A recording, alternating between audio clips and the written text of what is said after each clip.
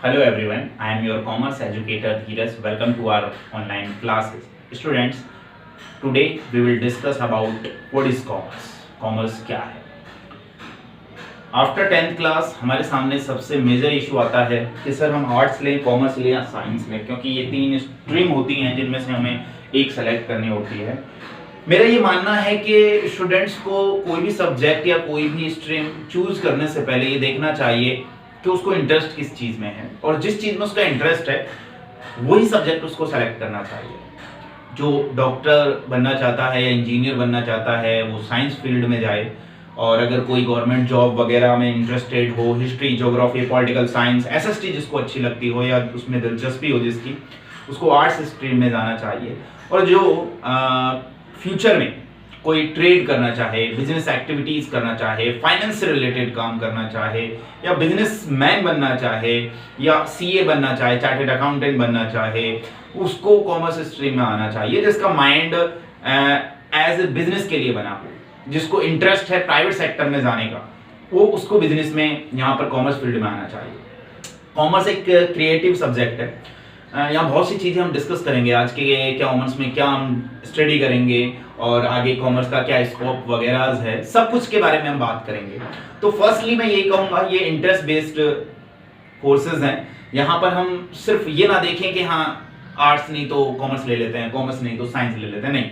आप ये देखिए आपकी दिलचस्पी किस में है और आप किस में अच्छा कर सकते हैं, क्योंकि आफ्टर 10th ये बहुत बड़ा डिसीजन होता है किसी भी स्टूडेंट्स के लिए। और अभी जो सिचुएशन चल रही है उन सिचुएशंस में एक्चुअली में ये देख पाना, ये डिसीजन ले पाना थोड़ा क्रिटिकल हो जाता है कि हमें किस सब्जेक्ट में जाना है।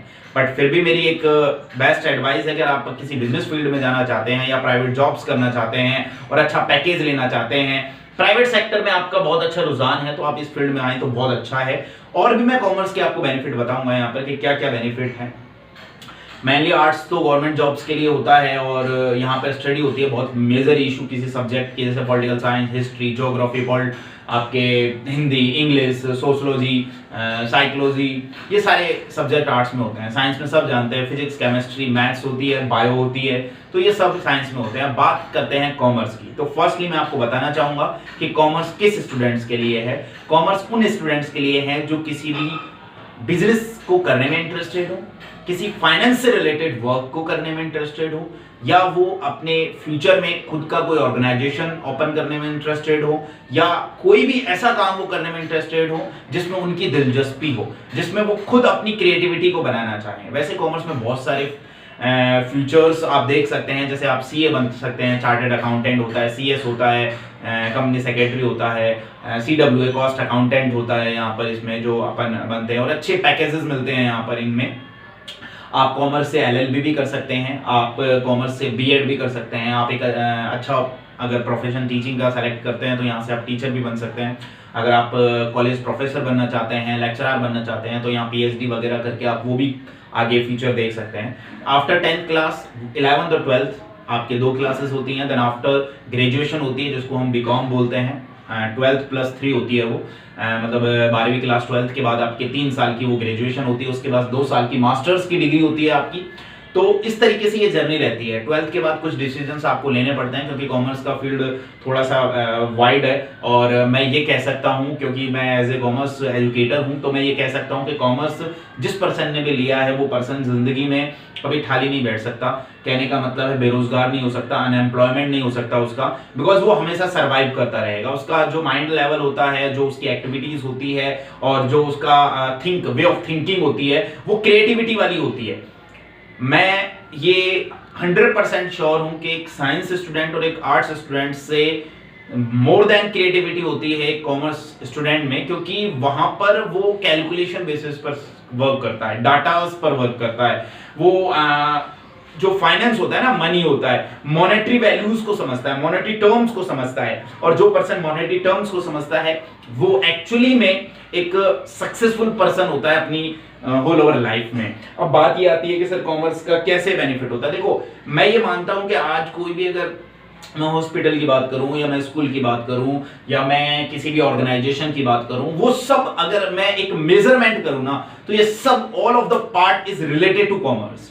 आप देख लो कोई भी हॉस्पिटल है वो डॉक्टर ओपन नहीं करता है। हॉस्पिटल जो मैक्सिमम होते हैं वो बिजनेसमैन ही बनाते हैं और उन्हीं के बेसिस पर होता है। कोई भी कंस्ट्रक्शन का काम होता है, बिल्डिंग वगैरह बनाने का होता है, मतलब मेजर जो पार्ट है ना वो बिजनेसमैन के हाथों में होता है। और बिजनेसमैन बनने के लिए, वैसे ऐसा नहीं है कि बिजनेसमैन बनने के लिए कोई कॉमर्स लेना जरूरी है या आर्ट्स लेना जरूरी है या साइंस लेना जरूरी है ना, ये कोई कंपलसरी नहीं है। बट ऑब्वियसली बात है ना, कॉमर्स का मतलब होता है वाणिज्य, मतलब जहां पर आप, कॉमर्स का मतलब होता है एक तरीके से फाइनेंस का क्राइटेरिया, फाइनेंस के बारे में आप नॉलेज लोगे, आप बिजनेस के बारे में नॉलेज लोगे, परचेज सेल्स के बारे में नॉलेज लोगे, एक्सपेंसेस के बारे में नॉलेज लोगे, अकाउंट्स के बारे में जानोगे। तो ये सब रिलेटेड बिजनेस से है और जो चीज बिजनेस से रिलेटेड है अगर अपन उन्हीं की स्टडी करते हैं तो आगे फ्यूचर में अपने बहुत अच्छे बेनिफिट्स मिल सकते हैं।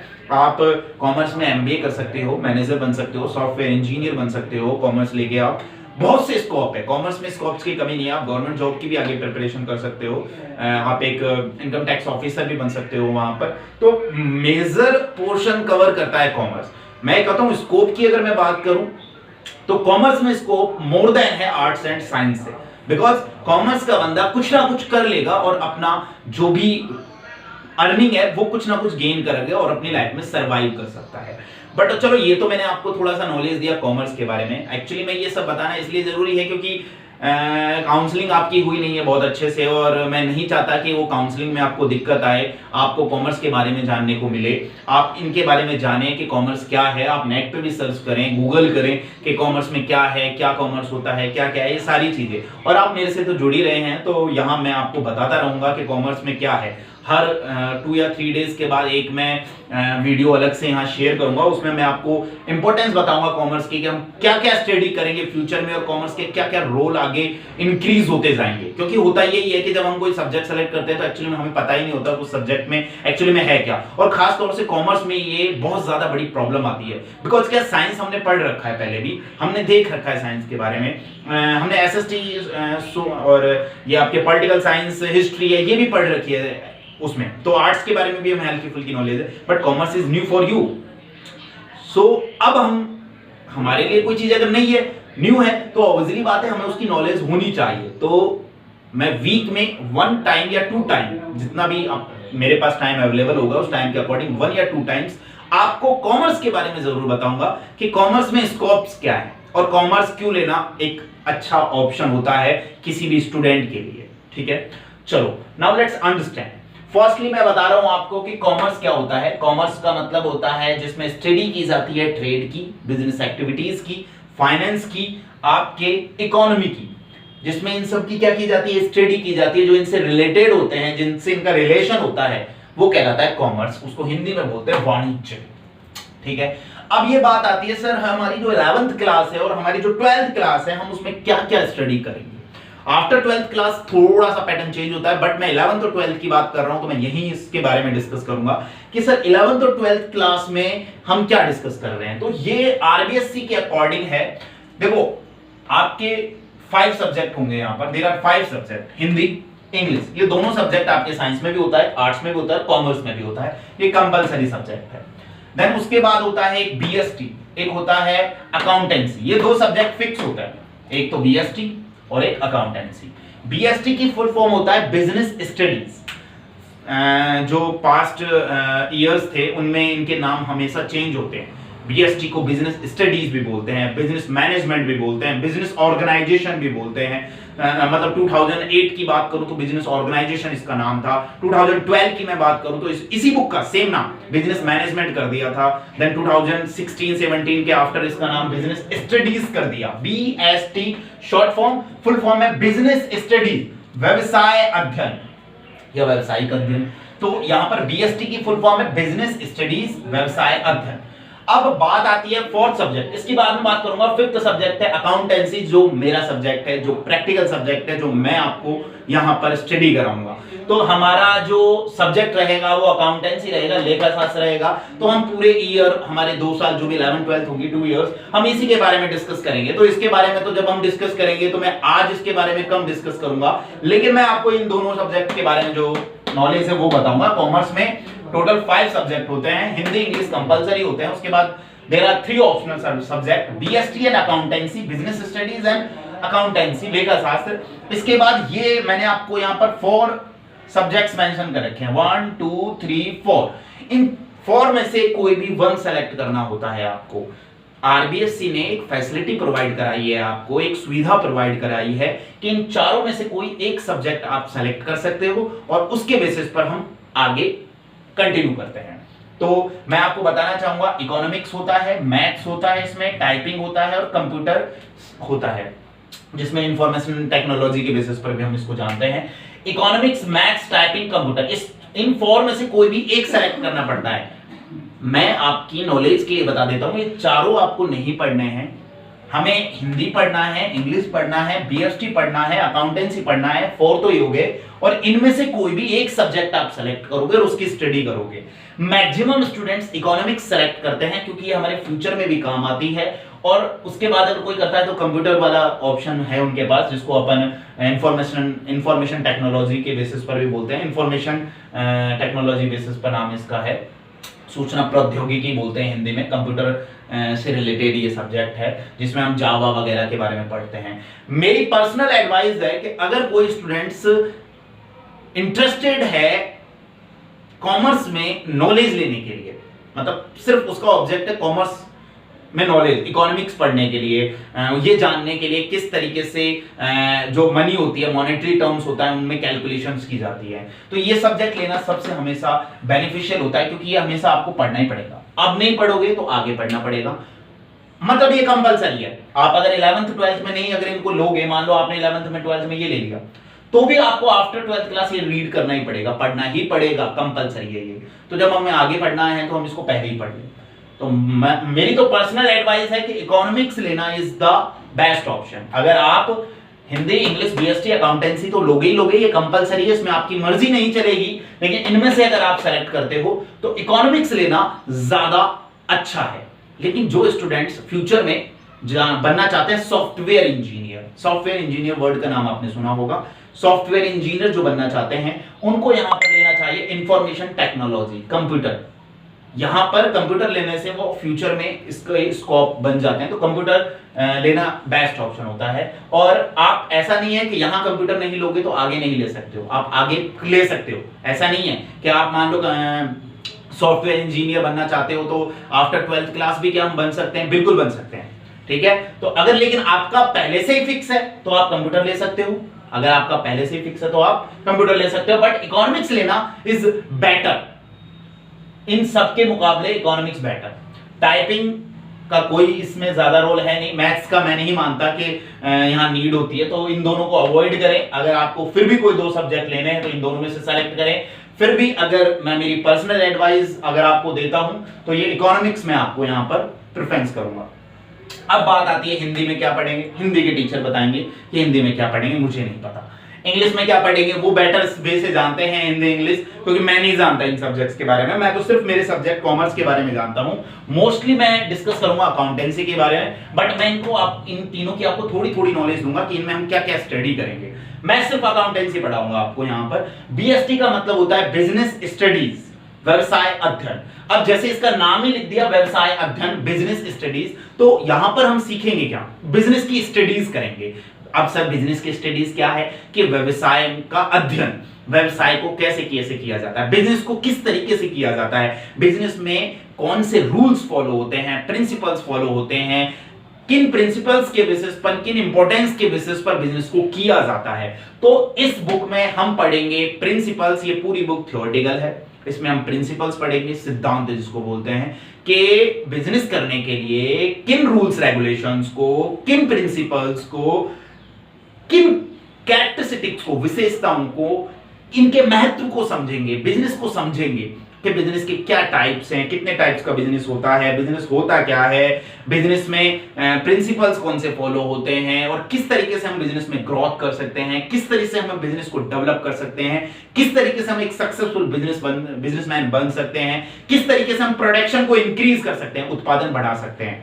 उत्पादन का मतलब मेरा एक मार्केट की फैक्ट्री है तो मैं किस तरीके से अपने मार्केट को बढ़ाऊं, मैं किस तरीके से मेरी सेल्स को बढ़ाऊं, सेल्स बढ़ाऊंगा भाई, बिक्री बढ़ाऊंगा तभी तो प्रॉफिट होगा, किस तरीके से मैं सेल्स को इंक्रीज करूं, प्रॉफिट्स गेन करूं, गुडविल इंक्रीज करूं और मैक्सिमाइज करूं हमारे प्रॉफिट को, एक सक्सेसफुल बिजनेसमैन बनूं और अपने ऑर्गेनाइजेशन को मैक्सिमाइज प्रॉफिट के लिए क्या करूं, एफर्ट्स लगाऊं। तो यहां पर बिजनेस की स्टडीज की जाती हैं। इकोनॉमिक्स एक मॉनेटरी वैल्यूज को रिप्रेजेंट करता है, मतलब इकोनॉमिक्स में हम अर्थशास्त्र के बारे में पढ़ेंगे, इसको हिंदी में अर्थशास्त्र बोलते हैं।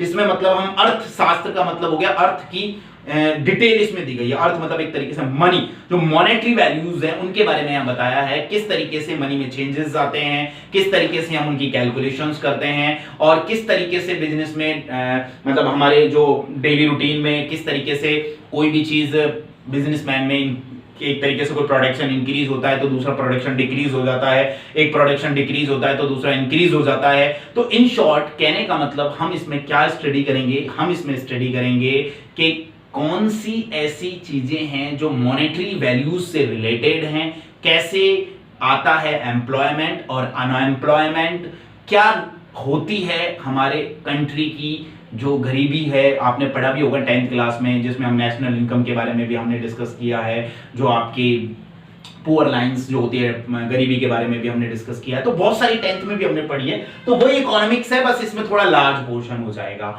और अब हम बात करते हैं हमारे सब्जेक्ट की। जो हमारा सब्जेक्ट है अकाउंटेंसी, उसको हम लेखा शास्त्र बोलते हैं। हिंदी में लेखा शास्त्र, इंग्लिश में अकाउंटेंसी। लेखा शास्त्र का मतलब हो गया लेखा शास्त्र, लेखे का शास्त्र, लेखा मतलब लिखना, शास्त्र मतलब एक तरीके से जैसे कि महाभारत हो गया, कुरान हो गया, रामायण हो गया, गुरु ग्रंथ हो गए। तो इसी तरीके से वहां पर हमें नॉलेज दी जाती है हमारे रिलीजियन के बारे में, हमारे धर्म के बारे में।